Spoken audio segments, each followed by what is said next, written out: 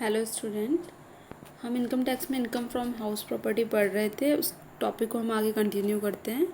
हमने वहाँ पर ग्रॉस एनुअल वैल्यू कैसे निकालते हैं वो हमने देखे थे कि किस प्रकार से हम ग्रॉस एनुअल वैल्यू निकालते हैं, और कुछ और स्टेप उसके अंदर इंक्लूड हो जाएंगे टॉपिक वाइज। तो हम यहाँ देखते हैं गत वर्ष में जैसे हमने लास्ट जो पढ़ा था टॉपिक, उसके अंदर हमने देखा था कि जो किराए से जो मकान उठाया जाता है तो उसकी कैलकुलेशन हम कैसे करते हैं, उसमें से ना वसूल हुआ किराया घटा के, और फिर उसकी कैलकुलेशन कैसे करते हैं। अब हमारा नेक्स्ट है गत वर्ष में कुछ अवधि के लिए खाली रही मकान संपत्ति के सकल वार्षिक मूल्य का निर्धारण कैसे करेंगे वो हम यहाँ पर देखेंगे। तो फर्स्ट वही अपना स्टेप 1 में तो वही डिटर्मिनेशन ऑफ एक्सपेक्टेड रेंट हम निकाल लेंगे, वही म्यूनसिपल वैल्यू फेयर रेंट के अंदर से जो विच एवर इज हायर वो हो जाएगा, फिर उसको स्टैंडर्ड रेंट से कंपेयर करके which ever is less. Step second में वही एक्चुअल रेंट को में से अंडरलाइज रेंट को हम घटा देंगे। स्टेप थर्ड के अंदर जो भी इन दोनों में से अधिक होगा बड़ा होगा वो हम ले लेंगे। और उसके बाद में स्टेप 4 में क्या होगा, जो रेंट ऑफ वैकेंट पीरियड है वो क्या किया जाएगा, स्टेप थर्ड के अंदर से घटा दिया जाएगा। तो हमारी ग्रॉस एनुअल वैल्यू यहाँ पर आ जाएगी। इसके अंदर एक और चीज़ बोली हुई, यदि मकान गत वर्ष के दौरान संपूर्ण अवधि के लिए पूर्ण रूप से खाली रहा हो तो इसका कोई उपयोग नहीं हुआ तो इसका ग्रॉस अमाउंट क्या हो जाएगा, ग्रॉस एनुअल वैल्यू नील होगी। नेक्स्ट है ग्रॉस एनुअल वैल्यू तो हमने देख ली कैसे निकालते हैं। अब एनुअल वैल्यू कैसे निकालते हैं, शुद्ध वार्षिक मूल्य का निर्धारण हम कैसे करते हैं वो हम यहाँ देखते हैं। इसके लिए क्या करते हैं, मकान मालिक के द्वारा चुकाए गए जो म्यूनसिपल टैक्सेस होते हैं उसको हम क्या करते हैं, घटा देते हैं। लेकिन अगर किराएदार द्वारा चुकाए गए म्यूनसिपल टैक्सेस उनको क्या करते, घटाते नहीं हैं। इसके अलावा नगर पालिका जो कर है उनका भुगतान क्या है, भुगतान के आधार पर उनको घटाया जाएगा। मान लीजिए इस साल जो भुगतान हुआ है वो लास्ट 2-3 साल के म्यूनसिपल टैक्सेस का हुआ है तो उनका उन सबकी कटौती प्रदान की जाएगी। और इसके अंदर है थर्ड, राज्य सरकार द्वारा चुकाए गए किसी कर को नहीं घटाया जाएगा। अब हम आते हैं क्वेश्चन देखते हैं, एग्जाम्पल उससे क्लियर हो जाएगा ये। तो अब हम देखते हैं श्री नरेश 4 मकान संपत्तियों PQRS के स्वामी, इन संपत्तियों के विवरण में हमें ग्रॉस एनुअल वैल्यू की कैलकुलेशन करनी है। अब हम देखते हैं वही फर्स्ट स्टेप में हम क्या करेंगे, म्यूनसिपल वैल्यू और फेयर रेंट को हम कंपेयर करेंगे। तो विच एवर इज़ हायर में पी के अंदर अगर हम देखते हैं पी के अंदर हम देखते हैं तो कौन सा हायर है, 130, क्यू के अंदर 136, आर के अंदर 128 और एस के अंदर 120।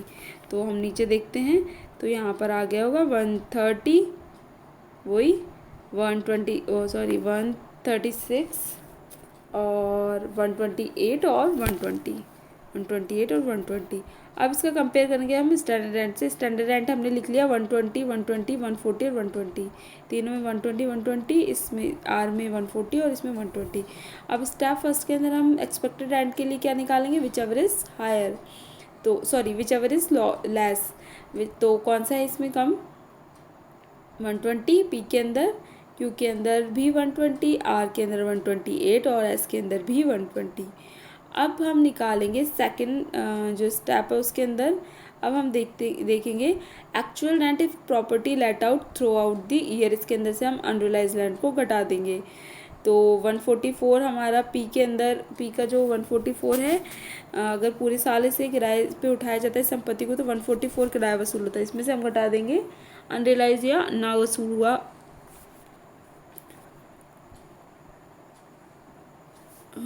अनरियलाइज रेंट या ना वसूल हुआ किराया। तो 144 में से हमने 18 घटा दिया, यहाँ पर आ गया 126, और 144 में से हमने 30 घटा दिया तो यहाँ पर आ गया हमारा 114, और फिर हमने 180 में से 30 घटा दिया, तो सॉरी 180 में से 30 घटा दिया तो आर में हो गया 150, और एस के अंदर 108 में से हमने 27 घटा दिया तो ये बचा 81। ये हो गई हमारी स्टेप सेकंड। अब स्टेप थर्ड में whichever is higher between both step, कौन सी, स्टेप 1 और स्टेप सेकंड में जो भी हायर है वो हम ले लेंगे स्टेप थर्ड में। तो स्टेप 1 और टू में हायर में पी के लिए 126, क्यू